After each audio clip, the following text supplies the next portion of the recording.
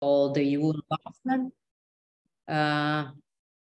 creating an opportunity for a stronger EU instead of becoming a hostage of institutional debate. And the seminar is organized by the Institute of International Relations and Political Science, Vilnius University. This is the first seminar. We are intending to have a follow-up seminar sometime in autumn, and you will be kindly invited. That would be not virtual, probably, seminar.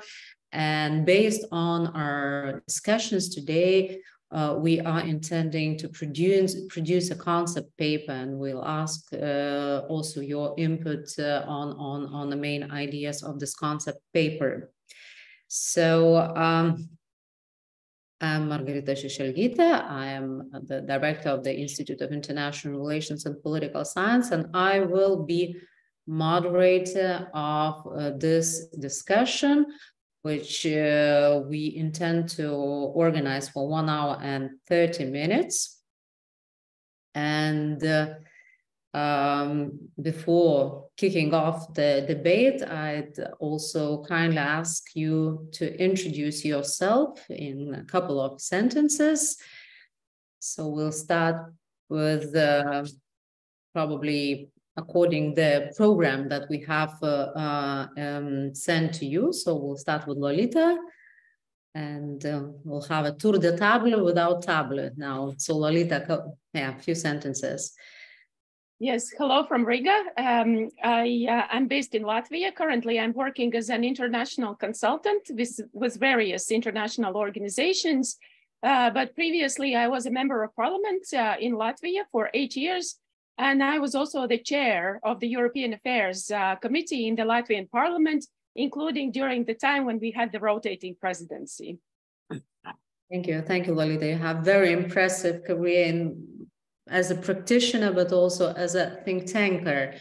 Then we'll move, Iben is not still here, so we'll move to Ramūnas Vilpišauskas. Hello, I am Ramūnas Vilpišauskas, professor at the Institute of International Relations and Political Science of Vilnius University, working mostly on EU-related issues. Thanks. Thank you, Ramūnas. Mr. Szczepanik. Good afternoon, everyone. Hello from Warsaw, and many thanks for the invitation. My name is Major Szczepanik, and I am analyst at the Polish Institute of International Affairs. I am member of the EU program at the Institute, and my research concerns mostly institutional issues. Thank you. Madam Ariaka? Merili Ariaka? Yes, sorry, I didn't hear you very clearly. Hello, everyone. My name is Merili Ariakas. I'm from Ireland. I'm a junior research fellow at the International Center for Defense and Security. And I'm very new to the enlargement topic, so I'm excited to learn more about it. Thank you. Merili, but there is some kind of a problems with the connection. Could you, because it seems it's being interrupted, could you adjust it, or could you write to Vutas Pamai, to Augustus, that he could do something probably? Because it's very difficult to hear you. And then we proceed with Gunilla. Hello, everyone, and thank you for the invitation. My name is Gunilla Herolf. I'm a senior associate research fellow at the Swedish Institute of International Affairs in Stockholm. Thank you, Gunilla. Mr. Maslanka.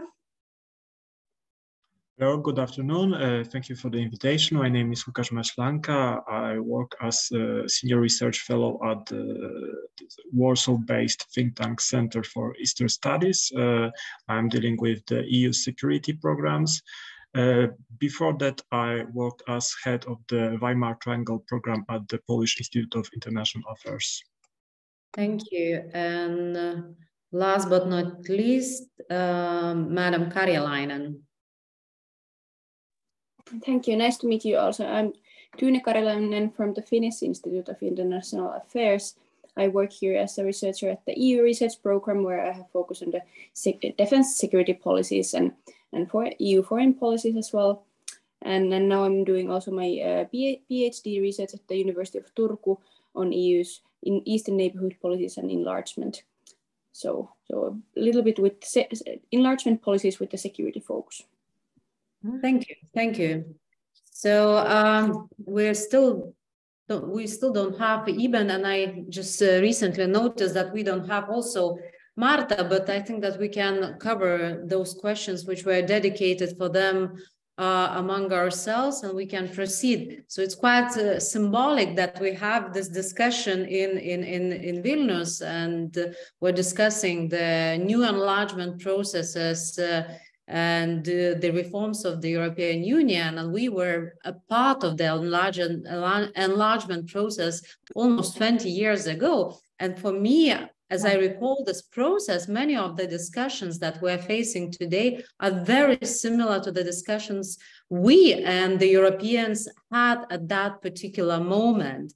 And I know that the membership in the European Union had a tremendous impact on our development of Lithuania, of Baltic countries, of Poland as these states, but also as successful democracies, as vibrant economies. And it seems that we took this window of opportunity, and it had a very important impact on how we develop. But on the other hand, it also had an impact on the European Union during quite vibrant geopolitical processes at that time. And now it's another part of another geopolitical season, and there are countries which are facing very vital choices in their lives, and membership in the European Union is vitally important for them to develop as vibrant, successful democracies and effective economies.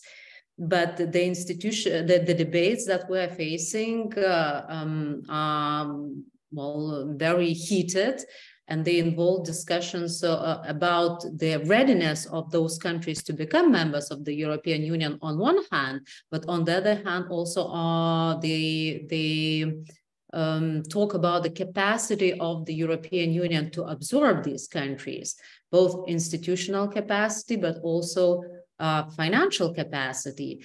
And here we are facing a sort of a dilemma. So, well, on one hand, we sort of want to absorb new members because that's beneficial for the European Union. But on the other hand, are we ready? And there is a sort of a danger that by discussing institutional reforms, we might be trapped in these discussions, and the window of opportunity for those countries to become European Union members will close down, and we miss this opportunity to enlarge European Union, but also to help those countries, to help the security of the region as such in general. So these are the main issues which are being debated now, and those issues also involve a lot of nitty-gritty about the necessity of the institutional reform in the European Union. Do we have to have institutional reform? Also about what kind of reform we have to have. Do we have rebalance the roles of various institutions?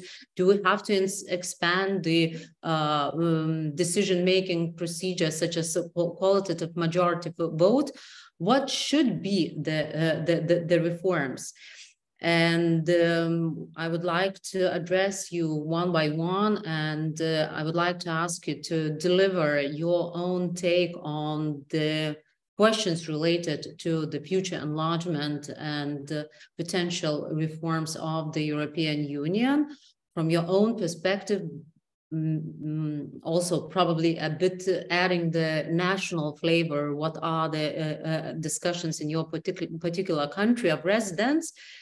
And I would like to start with Lolita, which I asked to comment about the Lisbon Treaty. There is a lot of debates about the potential of Lisbon Treaty to ensure that the enlargement process goes smoothly and that the institutions might work after the enlargement properly, not hampering the decision-making procedures and ensuring the vibrant action of the European Union.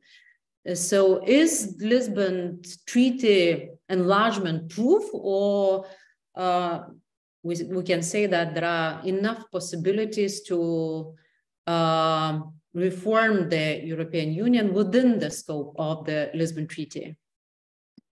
Yes, thank you so much. I am really very happy to participate in discussing this question, because obviously it's been on our minds for many years now. And what I would like to say first to kick off is that this mantra of, okay, change is good, but no treaty change. I think at this point in time, it probably can be challenged because of two obvious reasons.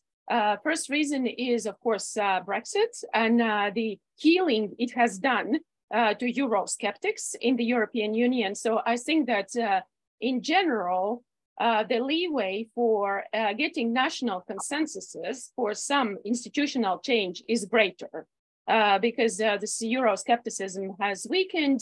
Everyone sees what is happening to the British economy.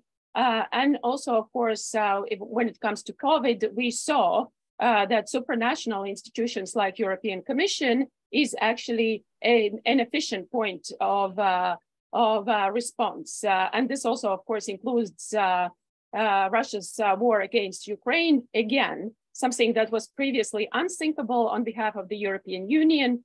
Military aid to Ukraine, all of a sudden it is possible within the given framework. So basically, I think the soil, so to say, has been prepared by these tragic events. And the discussion about a need to change the treaty is probably on more solid grounds. Of course, a lot would depend on national governments and national parliaments, because most of the population, through this act of delegation, their decision-making power to national governments and national parliaments when it comes to the EU affairs, they have expressed trust to the national policymakers, because obviously an average citizen does not understand the European Union, and we can't even require that. So basically, a lot will depend how this is communicated through this channel of delegation, and if the member state governments and parliaments will be prepared to explain why we need to implement certain changes. And for that, again, I think there are reasons to believe that this could be more possible as opposed to what it was before COVID, when no change was acceptable if it required treaty change.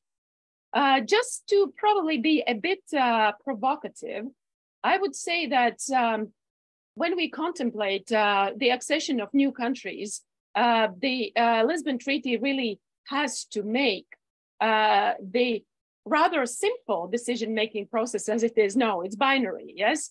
Qualified majority or unanimity. It has to make it more complex, because complex systems, and it is obvious when the new member states come in, it will create complexity. Complex systems need more complex answers. And currently, of course, although there is a very clear procedure, and many of you would completely argue that it is not simple at all, as opposed to what I said, but let's keep to this proposition and let's consider it. But basically, this rather simple decision-making process is based on consensus and is based on informal institutions of consensus building. So, of course, there is always this wish to build consensus to the extent that when it comes to the voting in the Council, for instance, there won't be dissenting voices. If the European Union will enlarge, it will be less and less possible to work on this informal institution of consensus, of collective action, of agreement on this cooperative spirit. So the question that we will face when we are contemplating the changes that are necessary will continue to be efficiency of decision-making versus sovereignty. And what we see is that obviously there are some countries. I just recently heard in an international event a representative and a high official from Hungary who said that they wouldn't agree to any changes that would weaken the sovereignty. So this efficiency versus sovereignty, of course, Hungary is an extreme example in this, but it still will need to be maintained.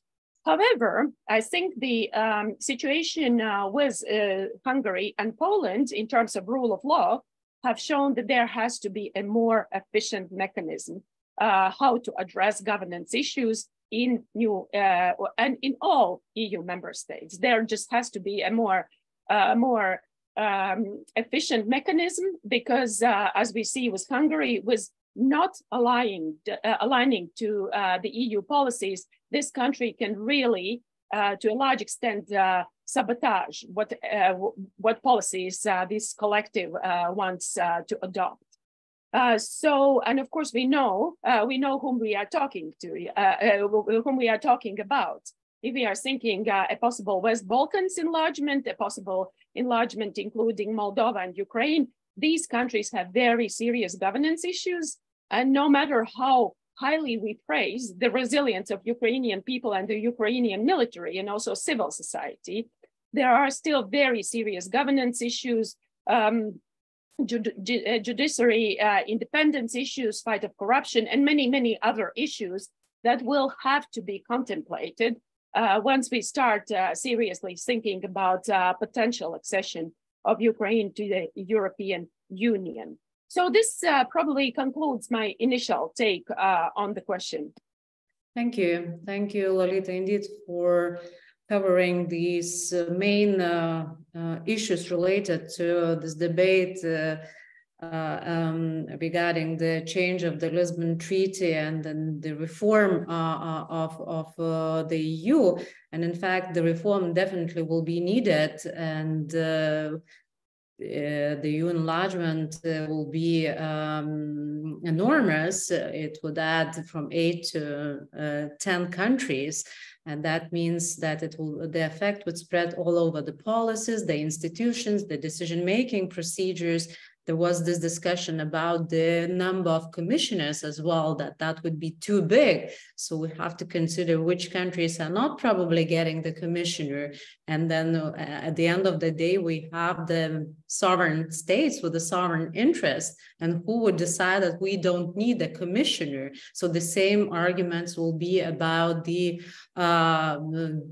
discussions on expanding qualitative majority votes. So, well, we have our interest and we are sovereign countries, and there is a democracy. So there is a dilemma, democracy versus efficiency. And that might cause a very prolonged debate, which might hamper and stall the enlargement process. And that is one of the major dangers that we are debating today, and also in general, that we might be a hostage of these lengthy discussions, because, well, there are countries which are saying very openly that it's not good for us. We want to maintain our sovereignty. And thereby this enlargement process might be stalled for many years, even if the candidates are ready and prepared to become members of the European Union. And the European Union has the capacity, the political will might block the further processes. And now I'd like to pass the word to Ramūnas Vilpišauskas, and I would ask you to comment based on your previous experiences working on our Lithuania's integration process into the EU, and also as a scholar, observing the enlargement processes very closely. So what were the major lessons learned from our enlargement processes, both for our side, but also for the European Union? how it affected institutional, the EU institutions, how it affected decision-making procedures. Maybe something should have made, we should have made differently, or the European Union should have made differently. So what are the main lessons learned from this process for the EU and candidate countries? And maybe we can take those lessons and also use in this particular case for further enlargements. Thank you, Margarita. Yes, I have 3 points that I would like to briefly address, speaking about our experience, so-called Big Bang enlargement experience, and what lessons this might have for the future enlargement into the Western Balkans and of course, Ukraine, Moldova, and maybe Georgia. I think those points are important when we think how to avoid getting trapped into this rather sterile debate about efficiency versus sovereignty or institutional reforms, even if candidate countries get ready to join the EU, but existing EU member states cannot agree among themselves. I see this as an important risk, and I think with the view of this risk in mind, I think 3 points are relevant. The first point has to do with those concerns that were quite strong before the 2004-2007, one could add 2013, enlargement about the potential of a gridlock in terms of decision-making in the EU institutional machinery after 15 member states become 25, which was the biggest enlargement in the history of the EU, and probably will remain the biggest enlargement when 10 new member states were accepted. And contrary to those concerns, we already know that gridlock hasn't happened. Decision-making continued to function relatively effectively. There are a number of studies that show that the numbers of decisions have not decreased. The decisions that are taken in the institutions, even on the contrary, there are growing criticisms from especially business community that EU legislates too much in recent years. And the reason why the decision-making process survived, if one could say, this unprecedented enlargement of member states has to do to a large extent to changes in the internal working of the key EU institutions. And I think this point is overlooked too much. We speak about those reforms that were prepared during the Convention on the Future of Europe, which took place before 2004 enlargement, and after the failure of Constitution for Europe and then adoption of the Lisbon Treaty. It was these reforms that attracted most public attention, like extension of qualified majority voting that you mentioned and some others. But each institution which takes part in the EU legislative process, I mean European Commission, European Council, also European Court of Justice, they all introduced internal reforms which allowed to increase the efficiency of decision-making. For example, judges in the court started working in smaller groups on different cases. Inside the Commission, again, you have groups, more clear hierarchy. In the Council, you have stricter norms about the speaking time, about preparing material for the council meetings. I mean, these internal changes, I think, have been overlooked, and they were important in allowing to continue with quite effective and efficient decision-making after the Big Bang enlargement. In fact, I think those scholars who argue that it's not the number of member states, but rather the distance between national preferences among them, and when we think about enlargement, it's a distance between national preferences of prospective members and current member states, which are the key factor that might be slowing down the decision-making process.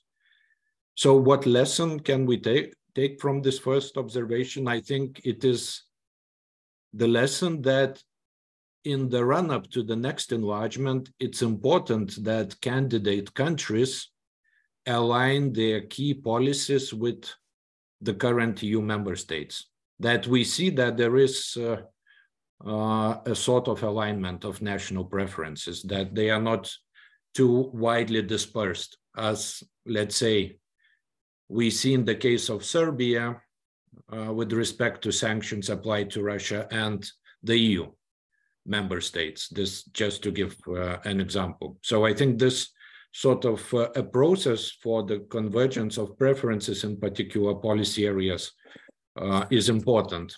The second point, very briefly, which has been noted by scholars, but I think has been overshadowed by the debate on democratic backsliding in the public, is the point that new member states that joined in 2004 and later, but especially those which joined in 2004, performed surprisingly well in terms of compliance with the EU law.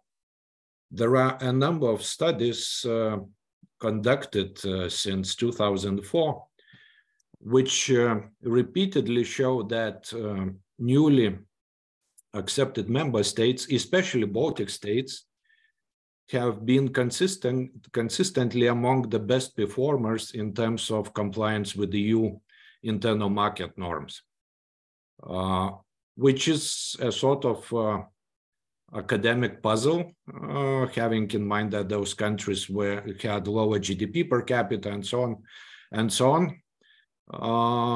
And the key explanation why is this the case has to do with conditionality procedures that were applied before the accession of our countries into the EU, to test sort of the capacity to comply with the key EU norms, and most important norms, of course, have to do with the single market.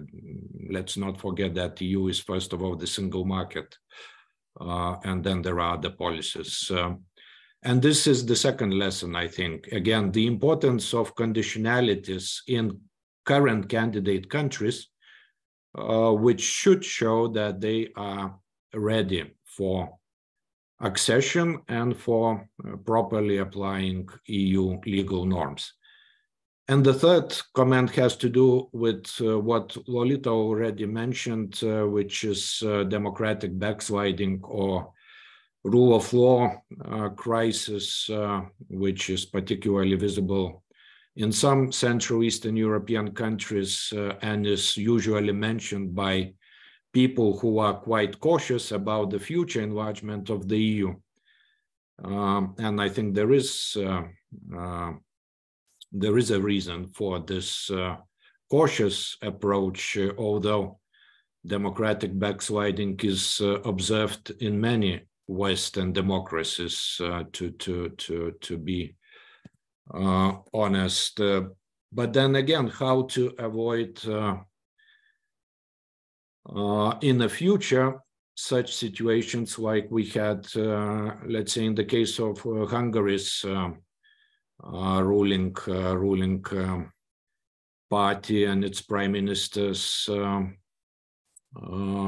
relationship with the EU institutions, and often using, and some would say abusing, veto power when decisions are being made. And again, here I would say that conditionality before EU accession is probably the most credible instrument in trying to avoid such circumstances, such situations after the future enlargements. And especially if we have in mind the costs of non-enlargement, I think working hard on conditionality instruments is a more appropriate way to deal with this risk, which would not be reduced if those countries are left outside of the EU for a very long time in the current geopolitical situation. But I think these questions will be discussed by other speakers. Thank you very much. Thank you, Ramonas, indeed, for a very thought-provoking intervention. And basically what you're saying, that it's not about the EU institutional reform rather, but about the homework that both sides have to do, in particular the candidate countries, and ensuring that they are ready for the membership. And there is a certain amount of common interest, and that those interests wouldn't diverge so much when they enter the European Union. And we know that, those candidate countries come from very different backgrounds, as it seems to us now. But, when we think retrospectively, probably those participants of Big Bang of 2004 also seemed a bit of different background and with different interests at that time. And also compliance with the EU law is very important. But I'm just wondering, how to ensure that these processes are this process is smooth, but also that these results are sustainable when those countries enter the European Union, that those interests and those the willingness to comply to the European Union laws would not be reversible, because once you enter, the motivation to do more usually changes, and then you try to, behave according to your own national interests. So how to ensure that this would not change after those countries become members of the European Union. So that's one part. Another part, which is also important, so that the things that you brought up to our attention are related more about the homework of the candidate countries, but it doesn't solve this problem that we addressed, that the European Union countries are probably lacking political will to accept those countries. And if those countries are already ready to become members of the Union, the whole process might be stalled by the lengthy discussions on the European Union side of how to reform these institutions. And then I'll turn to Mr. Szczepanik, so what is your own take on the lessons learned? Because, Poland has also been a beneficiary of the Big Bang enlargement in 2004. So what are the observations from your side? And your country has also been mentioned as a country who is very explicit for preserving the sovereign rights of the country to take the decisions, not to be limited by qualitative majority voting system. So what is your take about the lessons learned from Big Bang? What could we learn to have institutional reforms, or not have institutional reforms, but to ensure smooth and effective enlargement process?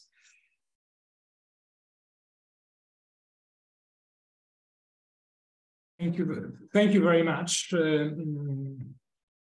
Professor Wypiszałskas has already touched upon some of the issues I want to raise. So, but I will reiterate certain points. But I believe we agree on quite a lot. So, as the Big Bang enlargement approached, a number of analysts and political elites in the EU15 raised some doubts and claimed that the Big Bang enlargement might bring political problems to the European Union. And the worries present in Western Europe focused on two major issues. On the one hand, they concerned the decision-making process. And the worry was that with the appearance of a large number of new member states, this decision-making process that relied on forging consensus through intricate multi-level negotiations could stall, could be blocked. And secondly, there were also worries that the EU's capacity to drive political reforms in candidate countries would be diminished, seriously diminished, once they become member states. Consequently, these political reforms in candidate countries could slow down or could even be reversed.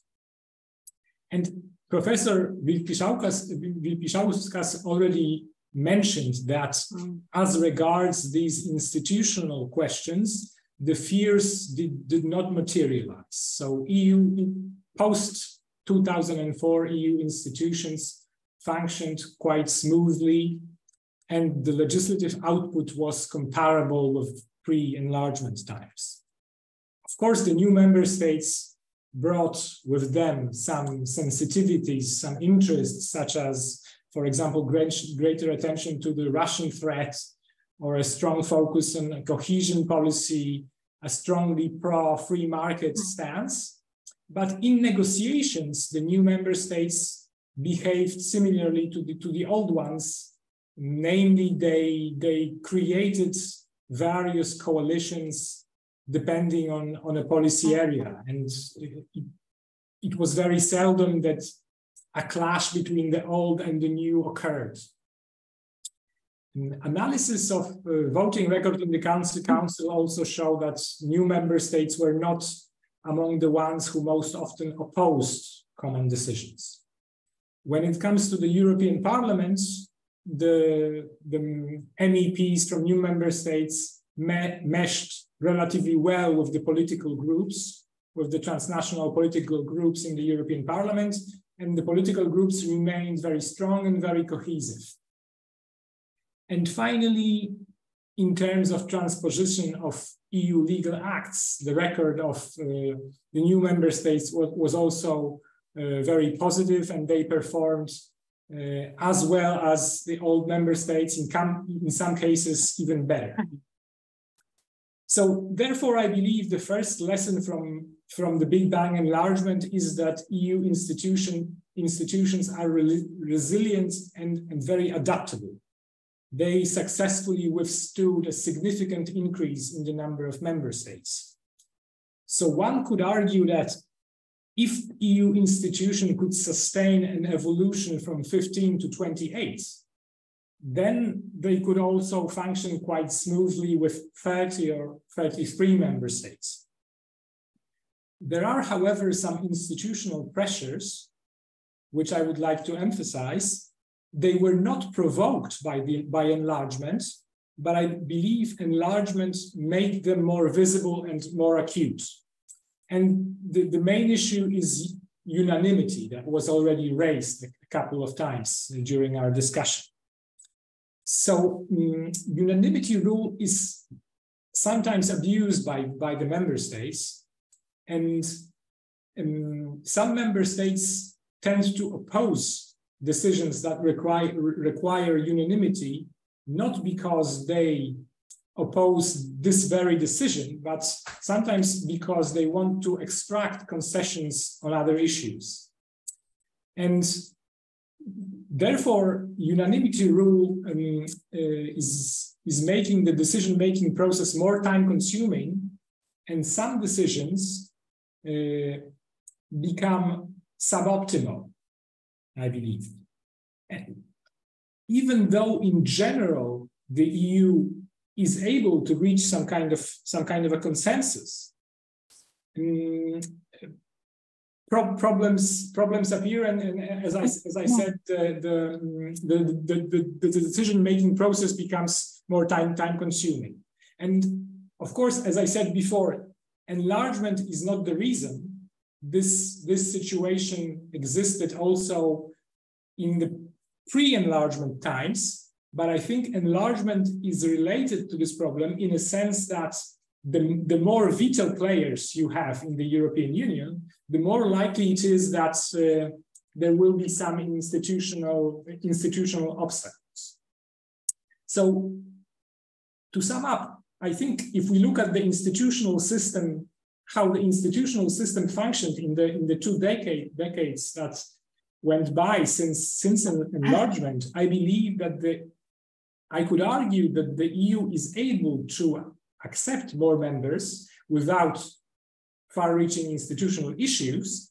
However, the community is also, with more members, the community is more likely to encounter some problems of the decision-making process. And perhaps before I finish, one more remark about the second category of worries, namely the worries concerning institutional backsliding, the democratic backsliding. And these worries materialized actually not in the immediate aftermath of enlargement, but only later. And of course, the most serious argument about the fundamental rules of the European Union evolved around the situation in Poland and Hungary. And as a result, Article 7 procedure was initiated against Poland and Hungary. And this is a procedure that enables member states to sanction some of them, those member states who are deemed to break common principles.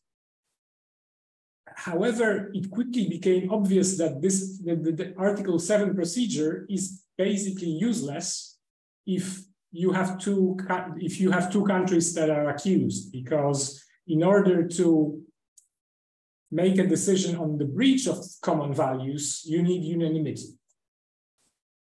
So I think the second lesson of the Big Bang enlargement that became painfully obvious only 15 years after that event was that the European Union lacks effective instruments to discipline member states that are deemed to break common values. And to a certain extent, this was already remedied. This problem was remedied by the adoption of the so-called conditionality mechanism that makes it much easier to impose financial sanctions on some member states if the majority of other member states believe there are problems with the rule of law. So I'll stop here, but I'll be happy to join the discussion later and perhaps refer to the issues that you also brought up about the Polish attachment to unanimity. Thank you. Thank you. Thank you very much, Dr. Szczepanik. And you mentioned a very important aspect of the whole discussion. It's veto players. And indeed, on one hand, it's sort of effect of the unanimity, and probably in this life, which is affected not only by enlargement process, but in general, geopolitical challenges, technological challenges, the speed of decision-making process becomes key in international institutions and also in states. So unanimity probably is not the best answer to the fast and smooth decision-making processes. So that's one thing, that if EU wants to move fast and be more efficient in solving lots of contemporary challenges, it has to address this issue.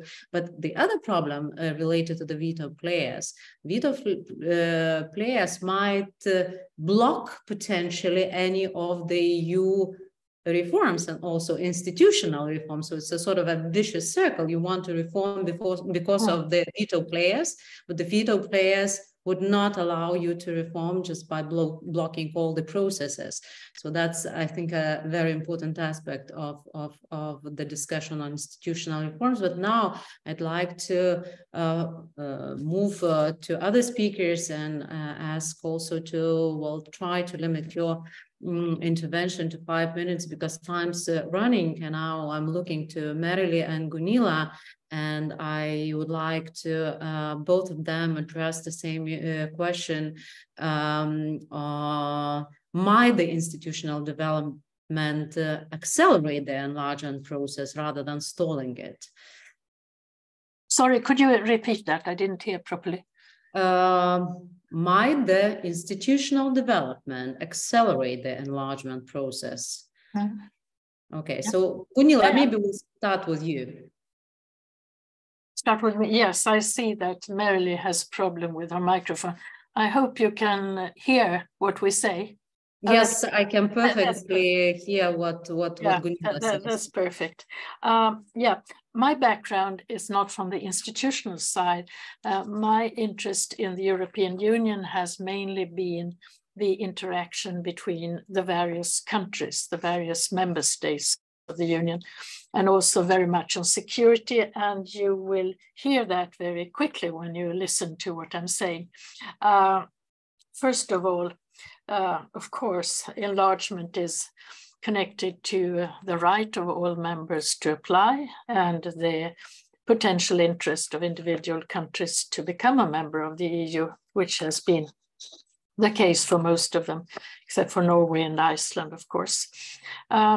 As for the process itself, it has been pointed out by many of you that it is also highly related to the interests of other European countries.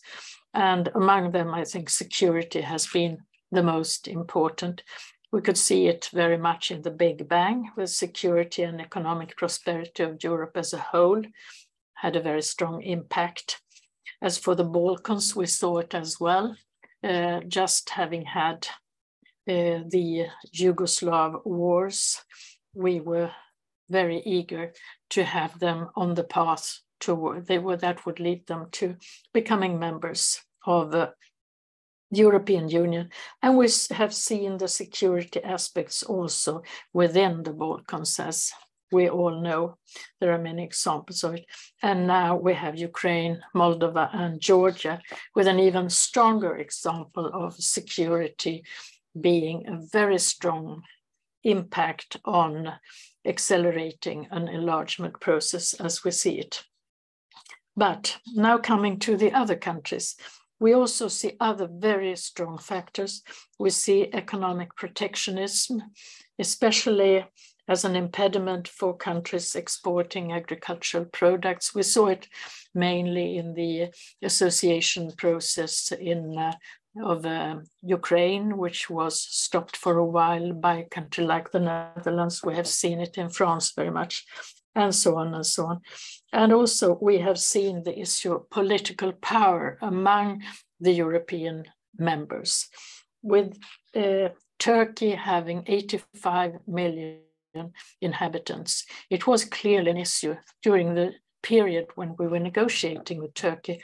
How could Turkey enter the European Union without any change of the institutional setup?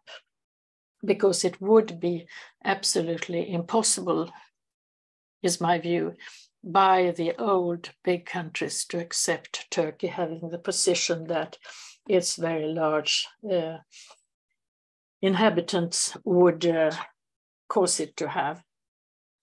And what we now see is that when there is a large number of new countries joining the EU, very many of them are small.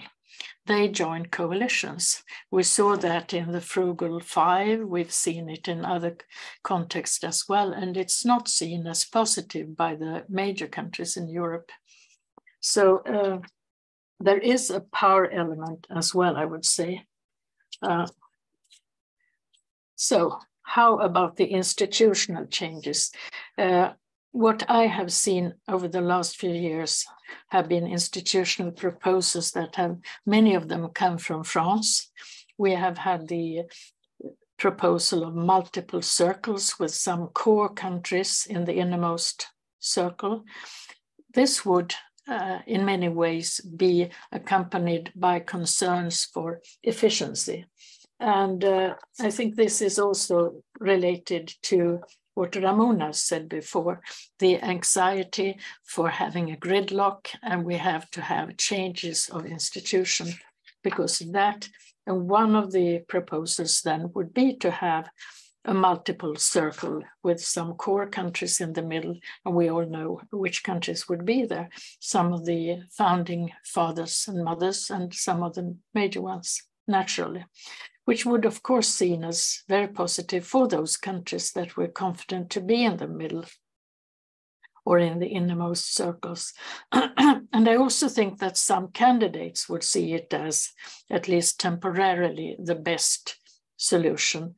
But some others, my own country, Sweden, will certainly be one country that would not be too pleased with this.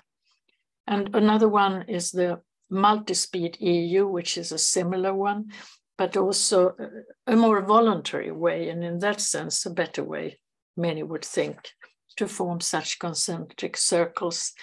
But again, it would depend on which countries would believe that they would benefit from it. And that's another problem, is that it would most certainly lead to a problem with cohesion, which is a word that we haven't found yet in our discussion. I think that most countries, both in the case of multiple circles and multi-speed Europe, would see this as problematic development. And I've also seen some politicians from Central and Eastern Europe who have been suspicious about this possibility and said that this is a way for the bigger Western countries to take command of Europe at our expense. I don't think this is really, not at least not the only reason, but maybe they have a point. Majority voting is an interesting proposal where we have had a number of countries that have been positive towards it, and actually also Sweden is positive about it. See what I wrote, something here. I can't read my own handwriting. What I wrote is also what Margarita just said. It's a very good thing for some countries, but for those who would lose the veto right, it wouldn't be a good thing at all. So we would lose it there.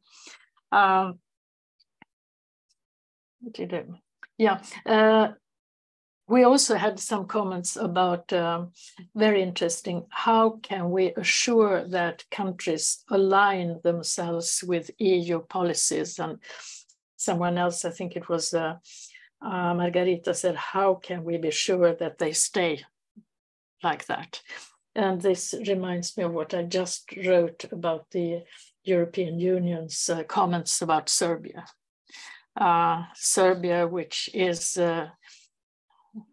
having some close connections to Russia, of course, as we all know, and Hungary's close connection with Serbia. And it's quite obvious that Hungary would very much like to have Serbia within the European Union in order to have a like-minded country, which is not what we would applaud, most of us.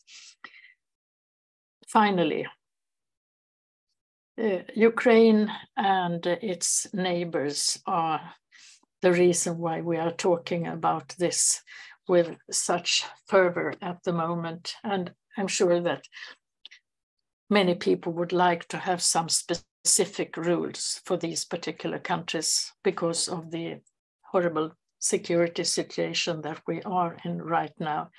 But then again, we would certainly have reactions from the Balkans, and for very reasonable reasons. They think that they have been waiting long enough, and that would be a detrimental blow to them, which will surely make them come closer to Russia, which will, of course, be a very bad thing for all of us. And I leave it there. Okay, thank you. Thank you, Gunilla. You are bringing us closer to the question, what would be costs of non-enlargement, and we have to have this in mind as well, because we know that, wouldn't we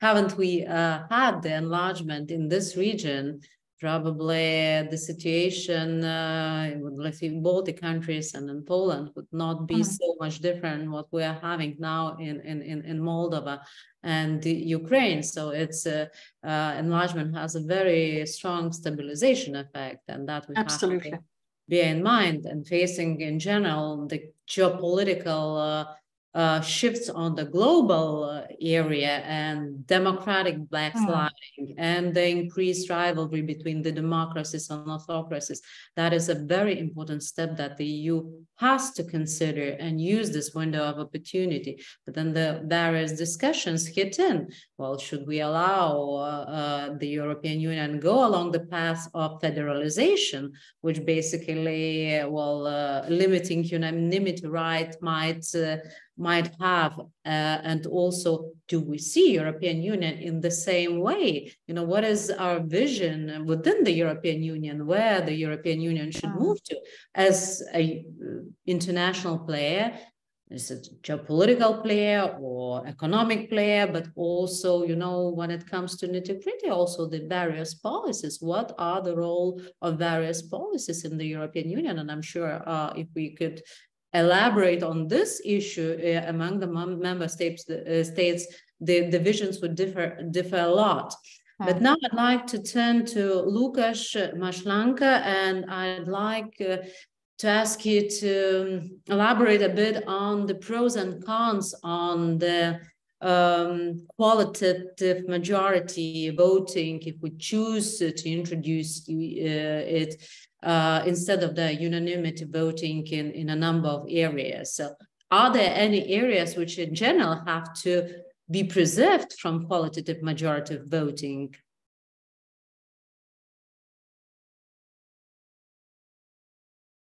Łukasz, we can't hear you. Can you hear me now? Yes. Good, it's good. So within the EU, certain polarization can be observed between the member states who are in favor of further enlargement and the member states who are rather in favor of deepening relations.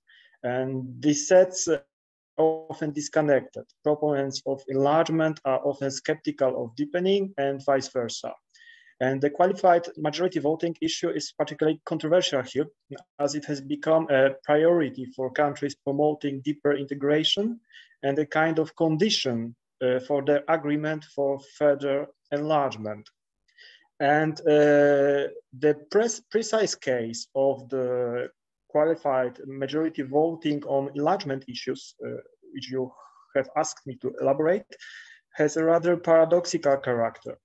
Because countries who are normally strong opponents of qualified majority voting on common foreign and security policy issues, like Poland, have supported the QMV on enlargement issues, while countries that normally support the QMV on common foreign and security policy issues make an exception precisely for enlargement issues. And the example is France, who is a staunch proponent of expanding qualified majority voting for common foreign and security policy, but not for enlargement, because France has historically been rather skeptical about the further enlargement. And the conclusion from this situation is that this can be an interesting food or fault for both the skeptics and the proponent of this idea. So, for example, for Poland, the case of the qualified majority voting in the enlargement process can be an example that it's not always that bad. So in some cases which are important for our national interest, the qualified majority voting can make some things quicker. And another example is the sanction policy, when imposing new sets of sanctions on Russia was difficult because of the opposition of some countries, often unrelated to this problem. And introducing a qualified majority requirement for EU enlargement would reduce the possibility of using the veto for blackmail or purposes unrelated to the enlargement process.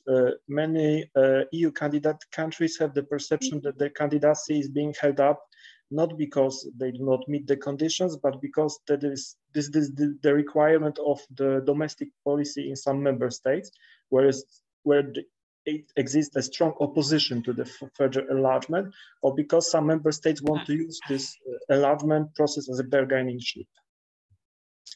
We should also note that the Conference for the Future of Europe supported the qualified majority voting in common foreign and security policy, except for enlargement. And this means that there is a very limited support for further enlargement of the EU in many EU countries. And the main problem, the main danger of the qualified majority voting in enlargement policy would be that this enlargement of the EU would progress without the agreement, without the consensus within the public opinion of some member states, and it would foster the Eurosceptical moods in these countries. And another controversial issue related to expanding the qualified majority voting on enlargement would be the increased role of the European Commission and the diminished importance of the voice of individual member states. And those states supporting deeper integration may welcome this step, because it would make the technocratic requirements of enlargement more important than the political will of the EU member states. However, those states who are attached to the idea of the EU as an intergovernmental organization may see this as a threat. So in this regard, it seems wise, advisable to discuss intermediate steps, such as abolishing the requirement for unanimity in all enlargement decisions, except those most fundamental. For example, granting candidate status, opening and closing negotiations, and admission decision. Another good idea to discuss is a supermajority idea, which would guarantee broad consensus around enlargement, but at the same time, it would overcome the resistance of those countries that like to turn the enlargement process into a tool of blackmail. And the last thing I'd like to talk about is the danger of multi-speed Europe. In our countries, particularly in Poland and in Hungary, in countries who are actively opposing the idea of expanding the qualified majority voting onto common foreign and security policy, the danger of being outvoted is very often discussed, but what is less discussed is the danger of the EU integration progressing without us. So I think that this danger of multi-speed Europe, which would leave some member states outside, is something that needs to be discussed in Central Europe, also in the context of the current security situation. Thank you. Thank you, Lukasz, very much. And indeed, there are different roles that qualitative majority voting might play in various areas, and enlargement is not equal, does not equal security and defense policy and probably foreign policy. But I think that we are facing overall the main dilemma, how efficiency versus democracy, and how to ensure that there would not be domination of particular interests or the big states over the decision-making process, and that the decision-making process would be fair. Now I see that there are more people who have joined us, which I haven't seen previously. It's Iben and Marta. So I'll group the questions, and I'll ask Marta and Tine to respond to a rather broad question that we already started to discuss with Gunilla about the cost of non-enlargement and what is at stake now. we are discussing a lot the various institutional reforms, but the issue is much broader, and it involves stability and security issues.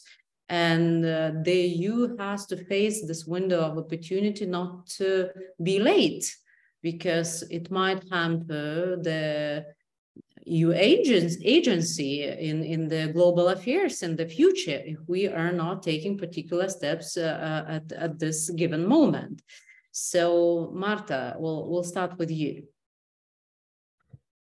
Thank you very much for the question and invitation, and sorry for being late. Somehow I put it into the calendar in our time zone, so I didn't realize that it will be 1 hour earlier. So sorry for that. It's okay, Marta, but also could you please introduce yourself? I forgot this moment. So my name is Marta Szpala. I'm a Western Balkan and enlargement specialist in Center for Eastern Studies, and I'm like dealing with enlargement policy for quite a while. Mainly in the Western Balkan context, but also now I'm working with our Ukrainian department because so I am giving the input about EU mechanism in this policy, and so we are combining our sphere of competence. And as you said, like we people who are dealing with the enlargement policy were writing and speaking about the crisis of enlargement policy as such for quite a while, at least for 1 decade or something. We have the process is not efficient. It's stagnated. We are observing rather regress than progress in the Western Balkan countries. And as you said, this is also this diminishing credibility of enlargement policy create a lot of problems in case of Western Balkan region. We have seen the clashes in Kosovo North 2 weeks ago. We have seen the growing tension in Bosnia and Herzegovina. So it's like it's visible. It's not something which is like a threat, but it's something what is happening. Like the countries who are not believing in the credible perspective of EU membership are facing the social tension, like a lot of direct threats to the internal and external stability.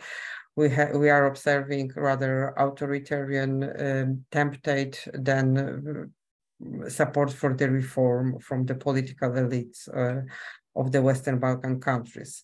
And like in my opinion, when somebody asks me like if the Western Balkan countries are concerned that now also Moldova and Ukraine were granted candidate status, if they are, because they always thought they are better somehow and more integrated into the EU. Like the answer was that they are rather afraid that their fate is also awaiting current candidate status, Ukraine and Moldova. That decision about granting candidate status to both of these countries were rather geopolitical, not the symbol of real commitment of EU to really having them in foreseeable future. And as you said, so the cost of non-enlargement are quite high. This is the question of the stability, and we can see it in the region of Western Balkans. Now there was the need to send more soldiers to Bosnia and Herzegovina and to Kosovo. So this is something which we are paying for as a NATO and EU members. This is also, as you said, this is the question of reputation of European Union and EU as a geopolitical actor. If it's because it is really able to change the closest neighborhood.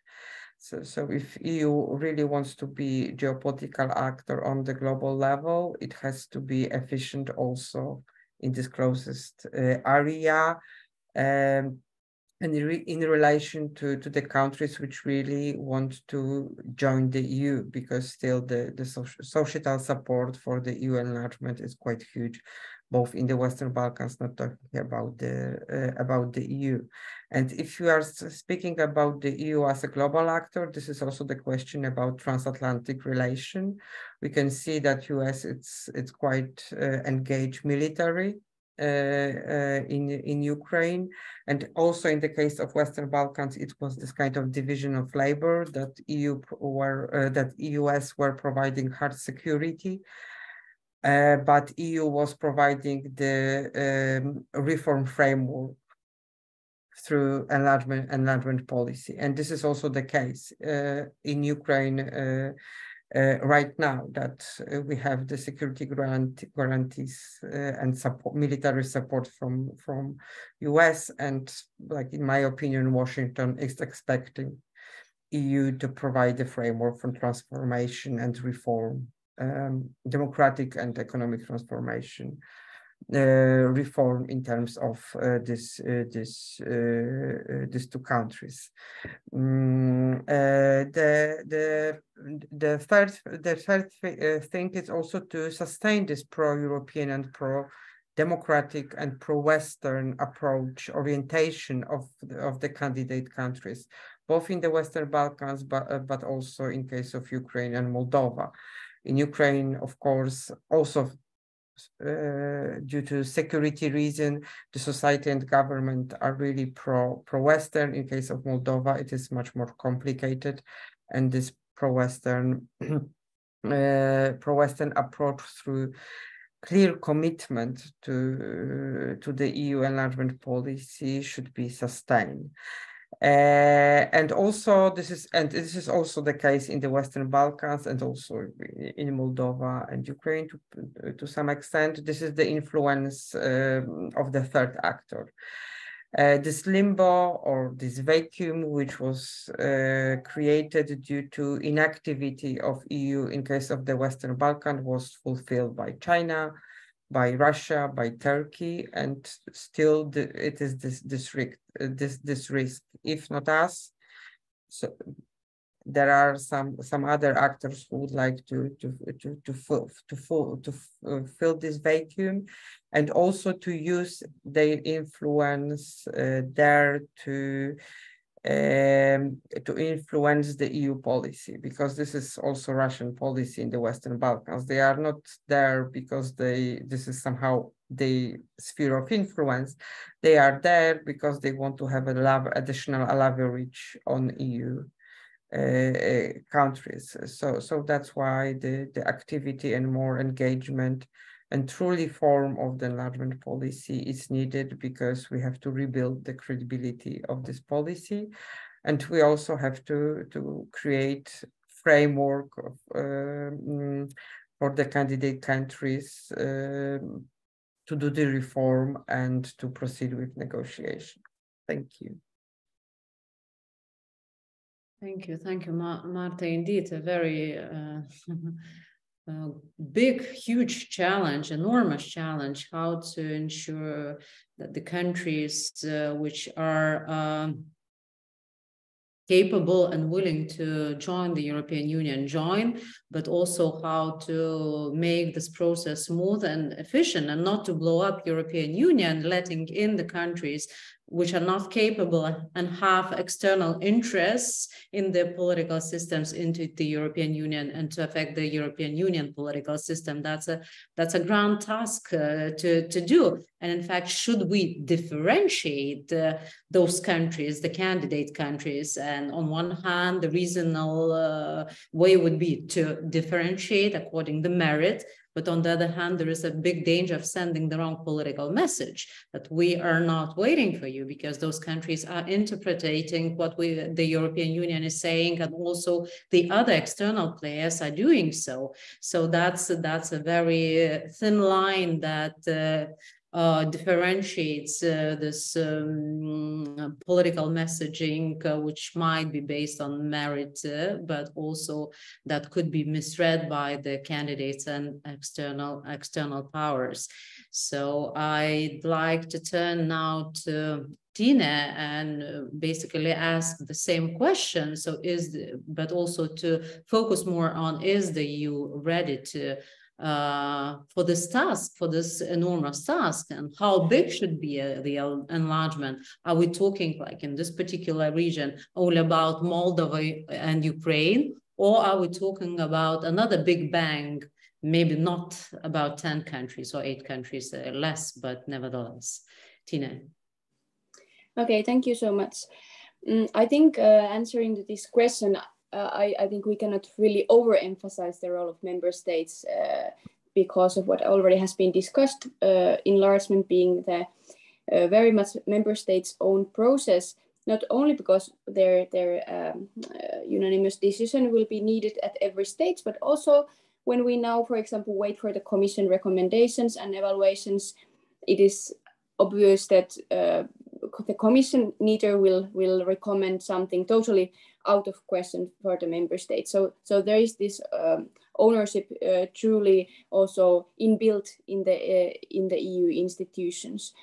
I am currently conducting my PhD research about the role of member states in the EU enlargement policies, and focusing also on their agency and kind of footprint in the EU enlargement policies. And what really now rises from the interviews is the shift that is currently taking place in terms of the traditional blocks of opposers and advocates of enlargement vanishing.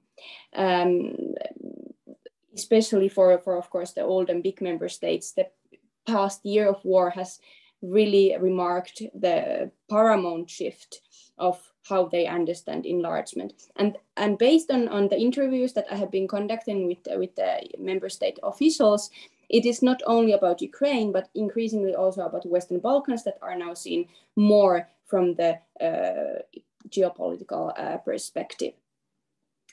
And based on my understanding, this shift it did not happen on February last year, but it has happened quite gradually during the last year. And also the question of enlargement in EU capitals is linked to other policy issues, which is quite interesting, I think. For example, I was told kind of anecdote about the decision making in Berlin, where the question of whether to support the candidate status for Ukraine and Moldova was also linked to the simultaneous discussion about whether to give tanks to Ukraine, and the perception that Germany could not be difficult in every question. So since giving tanks was difficult back then it was easier to give their candidate status, which was actually little anything concrete.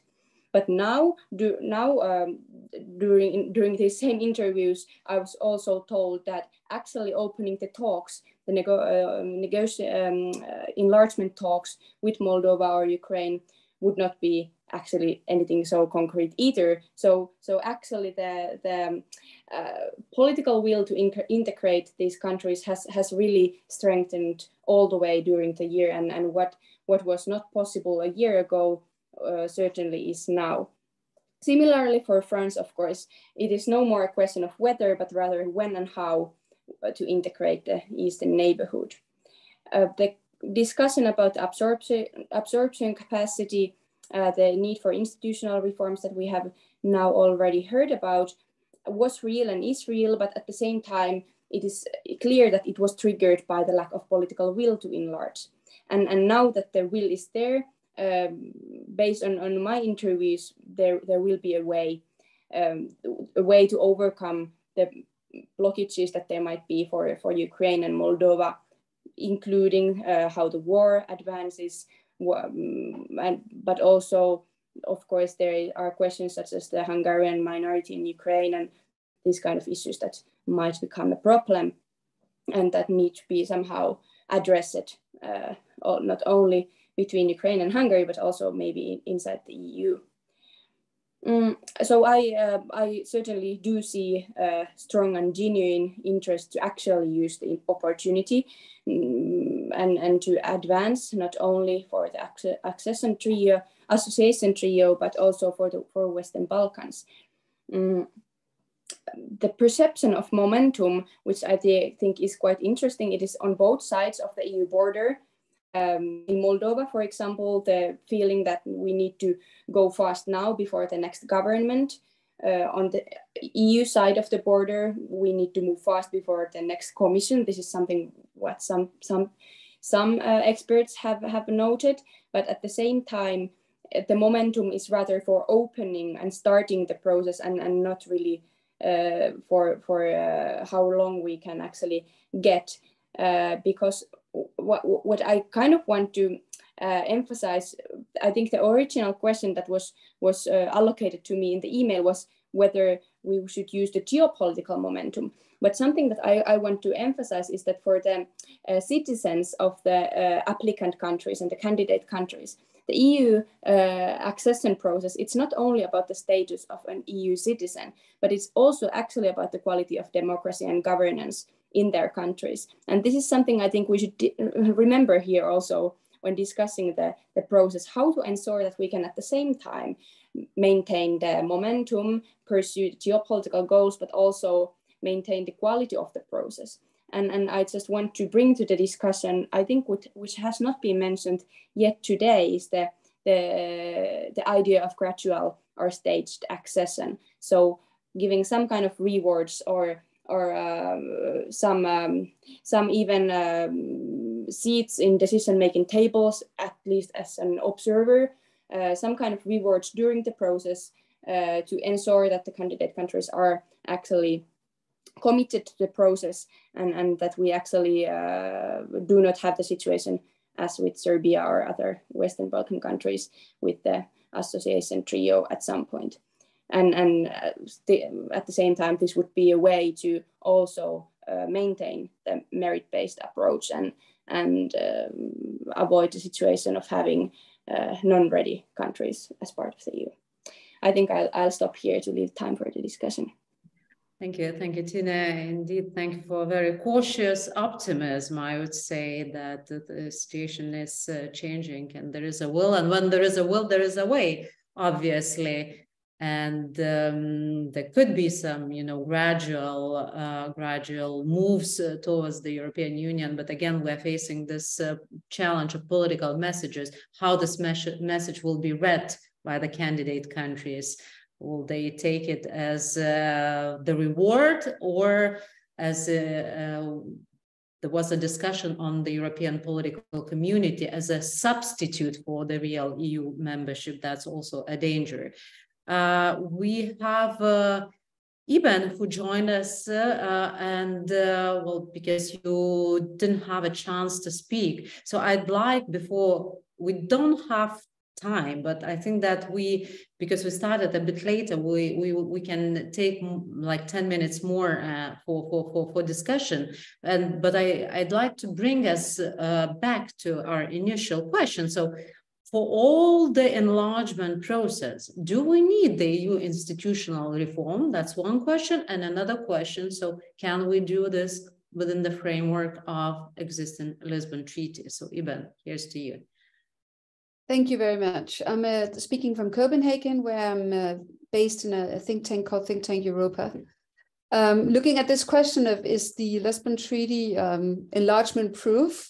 I think my answer is going to be a little bit pragmatic, like it has to be, because with all the challenges ahead of the European Union, and well, as far as we can see at the moment, I think for the enlargement to be a success, we have to focus on other things than having a convention again or trying to revise the treaties. I don't think that is possible in the near future, because it would drain the system for energy for all the other all the other challenges that we have. And if we were to open talk on a new treaty change, it would take, of course, also time away from the enlargement process. So the basic answer to the question is it enlargement proof? I would have to say yes, it needs to be. But when that is said, at least coming from one of the older member states, where we have also seen a 180-degree turn on the view on enlargement, going from a lot of fatigue, enlargement fatigue, to this is a geopolitical necessity, to having Ukraine, but also actually the Western Balkans in the European Union, maybe not tomorrow, but at least within a foreseeable future. I think the focus here is now on how do we then ensure a little bit about what you talked about, Tina, just before, the quality of the process. So how do we ensure the quality of the enlargement process? Because we have seen democratic backsliding. We have had criticism of the European Commission maybe being a little bit too strategic in how to enforce EU legislation. We have, of course, had a lot of emphasis on Hungary and Poland, but it's not just those countries that are in infringement of EU law. So at least the focus in my country is very much, when I talk to people in the administration, is how do we make sure that we also ensure the quality of the European Union when these new member states enter into the EU. So how do we make sure that the rule of law get a more prominent position, a more prominent seat in this process? Nobody has of course, the big solution of how to make this happen, but it probably also involves even more engagement on behalf of the existing member states in the enlargement process. So even more twinning projects, even more whatever you can come up with to strengthen the national administrations of the incoming member states, and to look at how do we all get a little bit more aligned on what we mean by the rule of law, because of course there will still be very large differences, but we cannot really have an efficient existing European Union if we don't have rule of law, if we don't have a more or less a level playing field on that. So that is my very short comment on the enlargement proofness of the treaty, so to speak. Thank you very much, Iben, for closing our session on EU reforms. And because we do not have so much time, I believe that many of you have reflected upon what the others said. I would say I'd like to give each of you 1 minute, and then we'll spend 10 minutes overall. 1 minute ability to react on what was the most important takeaway for you from our discussion, or you disagree the most, or you agree the most, and what should be the message for the European Union. So we'll start from Lolita as we started our session. Yes, thank you so much. Fascinating discussion, very interesting debate. For me, basically, the main takeaway is this: when there is a will, there will be the way. And this is how EU has operated. If it really wants to achieve something, usually there is a complex way, and of course, a lot of sometimes horse trading. We really have to admit that that happens. But if that will is there, then the way is usually found. And I think this is specifically when we are thinking the West Balkans and the previous enlargements, non-happened enlargements, when the West Balkan countries have been given a cold shoulder, basically by the European Union, because there was no will. So the question is, what's different now? Are we really fully aware regarding the mistakes that we've made previously as a European Union by actually not enlarging in a timely manner, not responding in a timely manner? Have we learned our lessons? But also, do we have enough mitigating measures? And many of the speakers were mentioning this issue of governance structures and civil service reform that is needed, political interference in the institutions in the candidate and aspirant countries. So these are very fundamental issues. But the main thing is really to galvanize and see if the will is there. Thank you, Lolita. So if there is a will, there is a way. Ramunas, what is your takeaway? Thank you. thanks to everyone for an interesting discussion. My main takeaway is that responding to geopolitical imperative and preserving the cohesion and functionality of the EU is not a trade-off. These two things are compatible, and I think they are compatible even without resorting to another EU treaty reform. I agree with what Iben said. It's better to be avoided, and I would point everyone's attention to today's letter of 7 member states ministers of foreign affairs in political. Maybe some of you already saw it. None of countries present here actually signed this, but I think it points to an interesting compromise, because the letter is about using more often QMV when foreign policy issues are being decided by using procedures which are already in the treaty, like constructive abstention and similar. And I think this could be a way for a compromise. This letter was signed by Benelux countries, Germany, and a few more countries from different parts of the EU. So just wanted to point to this as well. Yeah, thank you. There are a lot of existing clauses already in the Lisbon Treaty allowing to make the decision-making procedures more effective. Consensus -1 was also broadly discussed over the last years. So probably when there is a will, there is a way to find these procedures and to apply them. Melchior. Thank you very much. 3 very quick points. First of all, I'm very happy I'm very happy about the change in opinion in countries that used to be skeptical about enlargement.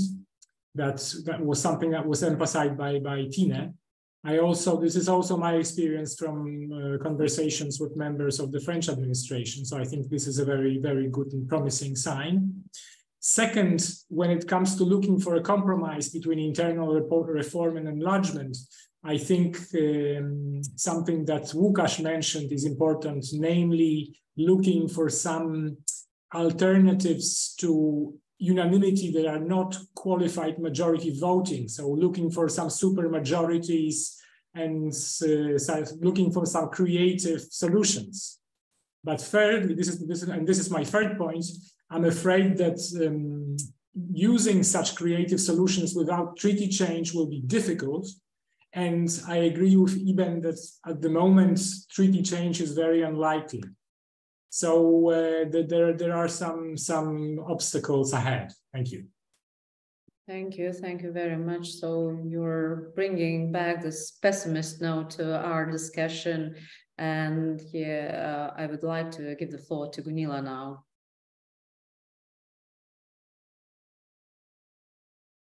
Thank you very much. I'll be very short. First, Ramona's point and someone else's point too about the problems seem to be associated with large numbers is not really a problem. And then Melchior mentioned that institutions are adaptable and gave some examples to that. And then finally, this sounds like the Eurovision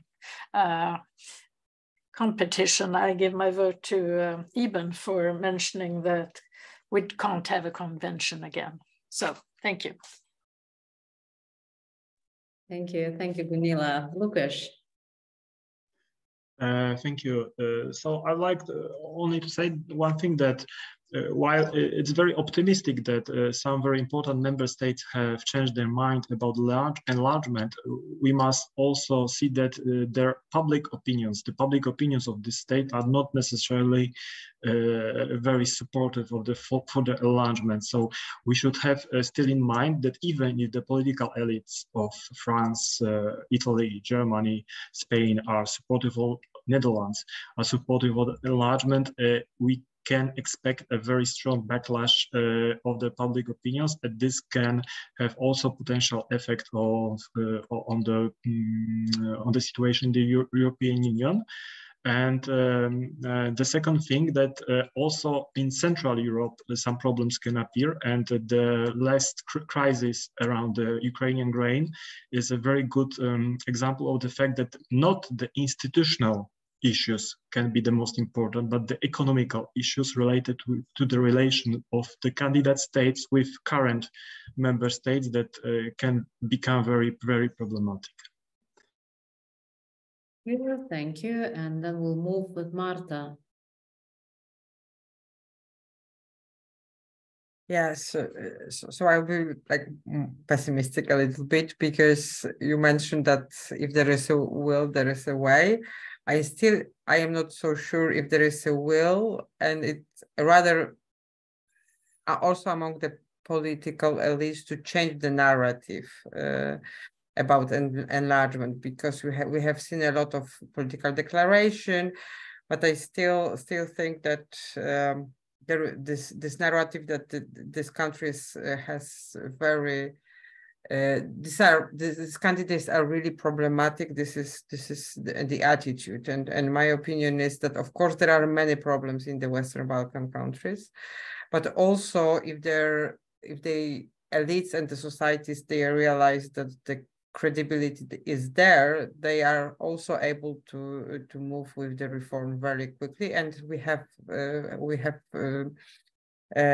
experienced and we have seen that even before, and still it is, especially in the Western Balkans, there is this mood that is a lot of diplomatic statement, but not much in the essence, and the essence would mean some changes in enlargement policy, and also Tina mentioned state integration or some new, more flexible attitude to enlargement policy, including introducing QMV in enlargement policy as such, because of course also without the treaty change there is much room for maneuver to proceed with enlargement much quicker and avoid veto power of the member states. So I would really hope to see some good initiative of the Commission in October, and good debate in December during the council, and I think it will be then we will see if there is real will to proceed with the new candidate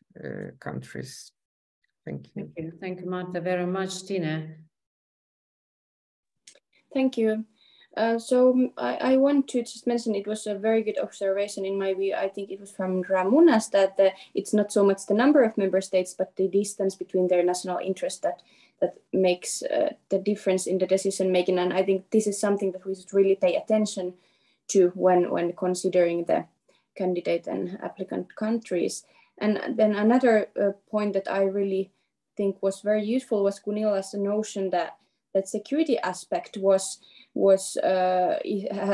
played a big role in making that member states now interested in enlargement, and I think that's something also then to consider in terms of what kind of security concept and what kind of approach we take to security, and it's quite obvious that with our security cooperation with the Eastern neighborhood, we have been too focused on civilian functions and kind of soft security, and now we are overemphasizing maybe even the hard security for obvious reasons. But then what will be after, if there is an after the war, I think this is maybe something really to pay attention to, that our security oriented approach is not too narrow, but also considers the kind of like broad security aspects.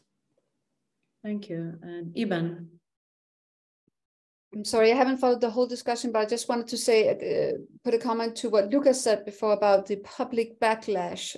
I think there is a window here if you want to prepare your populations for what enlargement will also mean. For instance, when we're going to have the discussion on the EU budget, of course, it will change dramatically. So we need to take these I mean, that doesn't mean we have to change something institutionally, but we need in good time to have these discussions with the populations in Europe, because otherwise the enlargement will not be a success. I mean, people need to understand that that it also has budget implications and other implications, and the governments, it's their responsibility to communicate that with the public, because otherwise it won't be a success.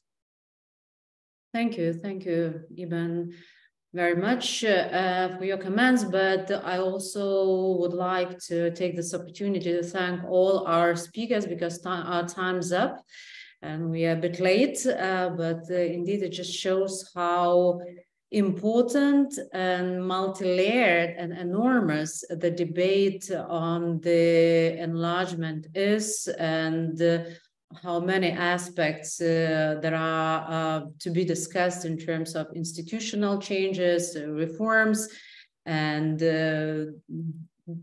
diverging interests of member states. And the phrase, there is a will, if there is a will, there is a way, I think it's one of the major phrases that comes out of this discussion. Just one part of our discussants believe that there is no will, and the other part is still optimistic and believing that there is a will. But I guess while talking about the will, we also have to take into the consideration the external pressures. And this willingness or not willingness might be changing in the due course if we will be facing more external instability. And we have seen that during this past year, during the war in Ukraine, the European Union has demonstrated fantastic resilience and ability to take very prompt and smooth decisions. And myself, I was working in the area of European security and defense policy for a number of years. For me, what the European Union has demonstrated to be able to do in this particular area over the last year was mind-blowing. So I think that it's very difficult to forecast what's going to happen, because external pressures might still play in. But what is important as well is not to blow up European Union by a very fast and unconsidered and discussed decisions, and letting in the countries which are not prepared, and letting in the countries, by letting the countries dismantling the existing balance in the decision-making procedures. So I think that this is also important. But for our particular region, it's also important to maintain these discussions, because our security is also very much interrelated with what happens in Ukraine and Moldova, and the European Union plays a grand role in ensuring future stability of those countries. So hereby I stop. Thank you once again for wonderful interventions. And I want to repeat once again that this is only the first step, and there will be a follow-up about the concept paper, but also we'll try to organize another event, probably not so last minute, and in person in Vilnius at some point in the autumn. Thank you very much and have a nice day. Thank you.